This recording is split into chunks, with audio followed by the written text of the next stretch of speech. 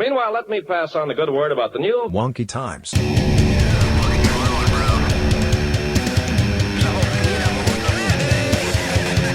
richer, fuller. Wonky Times. They'll say it's incredible. Wonky Times. Wonky Times. Hey, it's Wonky Times time. Hey, that's kind of hard to say. Wonky Times time. Wonky time. Is that a tongue twister? I wouldn't know. I am not equipped with that kind of muscle. There's no tongue in my mouth. Thanks for joining us. I'm Matt Sterner, and here by my side is my wonky co-host, RoboBrian. He's back in action. I am all oiled up and ready to rock and roll. And while I'm thinking about it, here's a quick reminder to subscribe to our podcast so you're sure not to miss anything. It's simple. There's a button that says subscribe. You just got to hit it. Or not hit it, but press it or click it. I have already subscribed.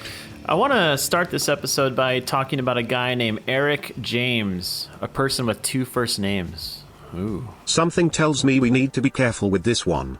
A person with two first names? Yeah.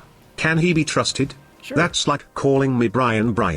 Or maybe Brian. Well, not necessarily, but anyway, he had an encounter with two Bigfoot-like creatures back in June of 2020. And ever since then, he's been on a mission to find the truth about Sasquatch. Hey, join the club, buddy. Yes, get in line. He's been doing a lot of forest hangouts. Here, take a listen. So it seems that this tree right here fell down. Hey, he sounds like a nice dude. That's him there. He's been documenting his journey on TikTok under the name Eric James 77. He's a teacher turned adventurer, one who likes to take adventures, Brian. Sort of like going to the grocery store. Yeah, I guess so. But yeah, like I mentioned earlier, Eric was so moved by the experiences he had, he spends his time now researching and investigating the Bigfoot phenomenon. And just a couple years ago, he took a trip to Washington, the state, not D.C. I know the place. The Department of Calibrators. I was just there actually. I had my hinges moved this way and that. It was my annual checkup, so to speak. Oh, no. I'm not talking about the Department of Calibrators. I'm talking about Washington, D.C. You know where all the politics happen. But anyway, I'm not talking about that Washington. I'm talking about the state of Washington up in the Pacific Northwest. He was up there to visit the place where one of his friends encountered a couple of hairy creatures. His friend told him all about the experience. He said that, quote, he saw two sets of white glowing eyes shining in the reflection of their flashlight. What was that you just did with your fingers? Are you scratching an invisible back? No. Are you trying to tickle someone from a distance? Perhaps you're a Tyrannosaurus Rex? No, Brian. That's called an air quote. I mean, nobody but you can see me doing this right now, but I was trying to quote the guy. I see. Let's listen to one of his adventures, actually. He stumbled upon a bunch of damaged trees recently. Take a listen.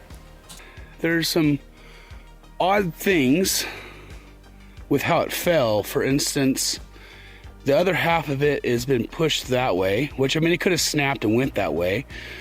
But a bunch of sticks have been brought into the area that don't look like they're from the tree.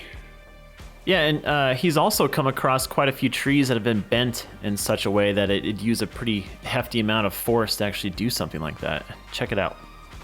So we're out here near our research location, and we were going down one of the trails, and we came across this. It's been bent and shoved down into the earth down there, and it's still alive. It still has green shoots coming off of it. But when we arrived here, the feeling that I got was do not go beyond this. So I'm going to respect that, and we are not going to go beyond this marker. So yeah, you could tell he's pretty nervous in these videos. He's kind of scared. He doesn't want to go where the bent trees go. But you should take a look for yourself. We shared an article about this guy at wonkytimes.com, so give it a read when you get a moment. It's also in the info section of this podcast episode. Okay, we're going to switch gears here. Hey, there you go, Brian. Wonky timers, start your engines. We're ready to burn some rubber, eat some dust. Heck yeah, Jeff Gordon. Who's that? He likes to drive fast. So there's something semi-new happening with NASA, SpaceX, and all things space. It's called the Lunar Codex, and it's already taken one mission to the moon. You could check it out for yourself, actually, at lunarcodex.com. That's what they're calling it. So they're sending some very important things up there to the moon in 4 different time capsules. You know, like the ones you would bury in your backyard. It's a lot of random stuff from 30,000 contemporary artists, writers, musicians, and filmmakers from at least 140 countries. The very first mission was actually done in November, and the next one is coming up on February 25th. Hey, Brian, have you ever been to the moon? No, but my buddy Neil told me all about his experience on the giant space rock. Wait, you're friends with Neil Armstrong? No, Neil from over in quality control. Well, no, I'm bringing this up because one of those things that's being sent up into space is a photo of a Bigfoot sculpture. It was created by an American artist in Ohio. Look at that thing, Brian. What? In the fuzzy firmware is that? Doesn't it look real? It's very realistic, indeed. It sure is, and anyone listening to this can find the article on our website. Just search for Bigfoot sculpture. You'll find it. Okay, so I'm really bringing this up because the Lunar Codex missions are a little wonky, in my opinion. It's part of NASA's plan to get humans back on the moon in 2026. It's the first time in 50 years. Yeah, you're right. So to prepare, they're sending these little time capsules to the moon as test runs without involving humans, but they're sending other commercial payloads along with these time capsules. They're being dropped off in different locations of the moon. But on the website, the Lunar Codex is considered a, quote, arts and culture project.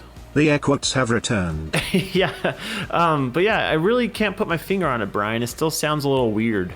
I had a little spare time, so I did a little research on the subject. Ooh, right on, Brian. What is it? What do you know?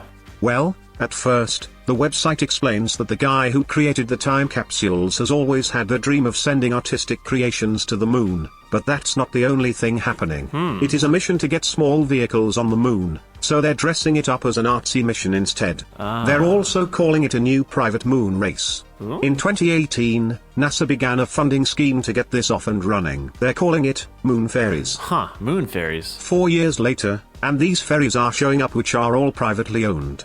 I also read that a dozen more of these ferries are expected to follow in the next 6 years. They will be carrying cargo that ranges from a magnetometer, supplies for a future lunar base camp, and even small amounts of cremated human remains.